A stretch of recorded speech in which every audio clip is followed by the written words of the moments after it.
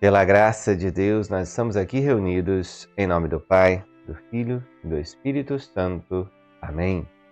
Inspirai, Senhor, as nossas ações e ajudai-nos a realizá-las, para que em vós comece e termine tudo aquilo que fizermos.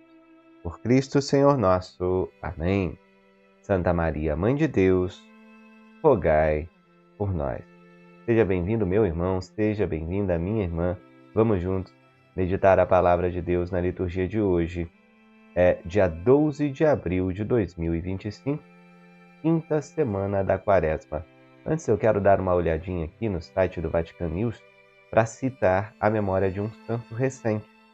São José Moscati, ou São José Moscati, um médico de Nápoles, um médico italiano, e minha esposa Juliana e eu assistimos um filme muito bonito da vida dele, e é bonito saber que neste dia celebramos a memória desse grande santo. Médico e apóstolo, eis a síntese perfeita que descreve José Moscati, leigo, que em Nápoles, entre os séculos 19 e 20, cuidava dos enfermos, sem distinção, sobretudo dos mais pobres. Faleceu de ataque cardíaco em 1927 e foi canonizado por São João Paulo II, 60 anos depois. São José Moscati, rogai por nós. Ele interceda a Deus por todos os médicos também. A primeira leitura de hoje é retirada da profecia de Ezequiel, capítulo 37, versículos do 31 ao 28. Assim diz o Senhor Deus: eu mesmo vou tomar os israelitas do meio das nações para onde foram. Vou recolhê-los de toda a parte e reconduzi-los para a sua terra. Farei deles uma nação única no país, nos montes de Israel. E apenas um rei reinará sobre todos eles.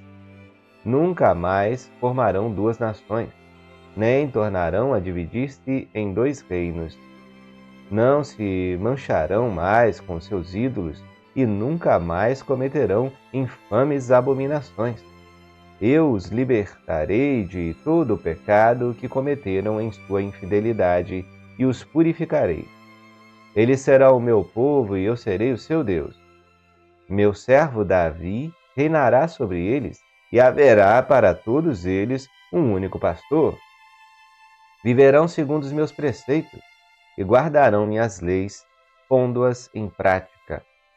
Habitarão no país que dei ao meu servo Jacó, onde moraram vossos pais. Ali habitarão para sempre também eles, com seus filhos e netos. E o meu servo Davi será o seu príncipe para sempre. Farei com eles uma aliança de paz. Será uma aliança eterna. Eu os estabelecerei e multiplicarei, e no meio deles colocarei meu santuário para sempre. Minha morada estará junto deles. Eu serei o seu Deus, e eles serão o meu povo. Assim as nações saberão que eu, o Senhor, santifico Israel, por estar o meu santuário no meio deles para sempre. Palavra do Senhor. Graças a Deus. Vejam, meus amados, essa bonita profecia de libertação para um povo cativo, oprimido. Em primeiro lugar, o povo estava cativo, preso pelo pecado. É sempre o pecado a pior prisão para todo o povo. Mas é claro que o pecado atrai muitos males, inclusive atraiu a dominação de outros povos e o exílio. Então, nesse contexto do povo de Israel sofrendo uma grande opressão pelo pecado, pelo exílio, pela dispersão deste povo, por uma grande divisão e um período de grande dificuldade, nós vemos aí o profeta falando da libertação. O Deus Todo-Poderoso que não se esquece nunca, ele sempre se lembra da sua aliança e vai cuidar desse povo. Esse Deus Todo-Poderoso que vai enviar, a profecia fala do servo Davi, mas na verdade, este reino de Davi, que será para sempre, é através da sua descendência em nosso Senhor Jesus Cristo. Então aqui claramente, Davi aponta para Jesus. O servo Davi aponta para o servo Cristo, o servo sofredor, que vem se entregar para reunir os povos dispersos, para reunir esse povo que caiu no pecado. E aí Cristo vai reuni-lo na igreja, no templo, esse templo santo de Deus. Ele vai reunir numa só fé o povo que estava caindo na idolatria, nesse amor a falsos deuses. E Jesus continua esse trabalho até hoje, reunindo todos os povos numa só fé, para que tenham um encontro pessoal com Ele e vivam, alcancem a vida eterna no céu. Vamos refletir também aqui com um salmo que é retirado de Jeremias, capítulo 31. O refrão diz assim: O Senhor nos guardará qual pastor ao seu rebanho. Ouvi, nações, a palavra do Senhor, e anunciai-a nas ilhas mais distantes. Quem dispersou Israel vai congregá-lo, e o guardará qual pastor a seu rebanho. Pois, na verdade, o Senhor remiu Jacó, e o libertou do poder do prepotente. Voltarão para o monte de Sião, entre brados e cantos de alegria, afluirão para as bênçãos do Senhor. Então a virgem dançará alegremente, também o jovem e o velho exultarão. Mudarei em alegria o seu luto, serei consolo e conforto após a guerra. Veja, meus amados, o Salmo vem confirmar tudo que nós estamos falando aqui, e a liturgia toda de hoje ela vai ser perpassada por essa ideia do povo que cai numa tristeza, num exílio, sofre com as guerras, sofre com o pecado, que atrai maldições, que atrai males. Todo pecado atrai consequências. E quando nós vemos um povo sofrendo consequências deste mal, a gente percebe o que faz o afastamento de Deus. Mas sim, esse Deus misericordioso que nunca desiste do seu povo, vem em teu auxílio. Através de nosso Senhor Jesus Cristo, inaugurando um novo tempo, uma nova aliança, criando esta igreja na fé de Pedro. As portas do inferno não prevalecerão. O templo santo de Deus, na verdade, é a Jerusalém celeste. Aqui a igreja é peregrina. Nós somos cidadãos do céu. Nós estamos dispersos nesse vale de lágrimas, como um povo no exílio. É o exílio da vida na terra, os sofrimentos, os cansaços. Nós ainda não estamos na nossa pátria, meus irmãos. Precisamos entender isso. Como cidadãos do céu, como diz São Paulo. O Salmo vai dizer isso, e o Evangelho, que nós vamos refletir agora, vai trazer a plenitude dessa ideia, porque é Cristo que vem ser essa ponte entre o céu e a terra. Hoje, o Evangelho de nosso Senhor Jesus Cristo é segundo João, capítulo 11, versículos do 45 ao 56. Naquele tempo, muitos dos judeus que tinham ido à casa de Maria e viram o que Jesus fizera, creram nele. Alguns, porém, foram ter com os fariseus e contaram o que Jesus tinha feito. Então os sumos sacerdotes e os fariseus reuniram um conselho e disseram: O que faremos? Este homem realiza muitos sinais. Se deixamos que ele continue assim, todos vão acreditar nele. E virão os romanos e destruirão o nosso lugar santo e a nossa nação. Um deles, chamado Caifás, sumo sacerdote em função naquele ano, disse: Vós não entendeis nada. Não percebeis que é melhor um só morrer pelo povo do que perecer a nação inteira? Caifás não falou isso por si mesmo. Sendo sumo sacerdote em função naquele ano, profetizou que Jesus iria morrer pela nação. E não só pela nação, mas também para reunir os filhos de Deus dispersos. A partir desse dia, as autoridades judaicas tomaram a decisão de matar Jesus. Por isso, Jesus não andava mais em público no meio dos judeus. Retirou-se para uma região perto do deserto, para a cidade chamada Efraim. Ali permaneceu com os seus discípulos. A Páscoa dos judeus estava próxima. Muita gente do campo tinha subido a Jerusalém para se purificar antes da Páscoa. Procuravam Jesus e, ao reunirem-se no templo, comentavam entre si: "O que vos parece? Será que ele não vem para a festa?" Palavra da salvação. Glória a vós, Senhor. Meus amados, nesse itinerário quaresmal, nós nos aproximamos da grande semana da nossa fé católica, Semana Santa. E você percebe que as leituras do Evangelho vão ganhando uma gravidade. Você vê que a perseguição contra nosso Senhor vai só aumentando. Tentaram pegar em pedras, decidem matá-lo, e nós vamos culminar mesmo com a sua paixão e morte na cruz. Aqui, nessa leitura, o que tinha acontecido ali na casa de Maria, Marta, Maria, vocês conhecem? Jesus tinha ressuscitado Lázaro. Depois desse grande milagre, nós vemos ali duas opções que nós podemos ter diante da graça de Deus.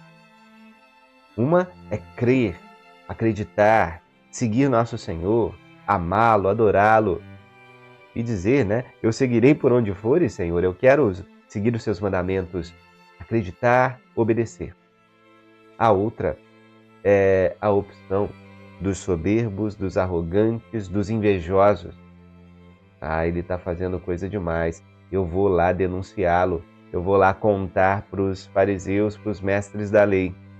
Ele está fazendo muitas coisas e nós não sabemos de onde vem esse poder, não vai dar certo isso. Então, essa outra opção é a opção do coração fechado. Denunciaram Jesus aos mestres da lei e começaram a maquinar planos de como matá-lo. É interessante que no templo, sim, um templo verdadeiro, construído por permissão e por providência de Deus, toda essa fé do Antigo Testamento, ela é sim guiada por Deus em uma pedagogia, em uma educação daquele povo para chegar à plenitude em Cristo Jesus. Então você percebe que a autoridade ali dos fariseus, a autoridade daqueles mestres da lei, era dada sim por Deus e muitas vezes Deus permite a autoridade a pessoas que são iníquas por algum desígnio. Os desígnios de Deus são perfeitos. E ali, em Caifás, que estava numa posição importante naquele ano, que tinha a unção de Deus para profetizar, para falar, ele falou, ele profetizou. Era melhor que um só morresse por todo o povo. Isso é verdade. Jesus, um só, morreu pela salvação de toda a humanidade.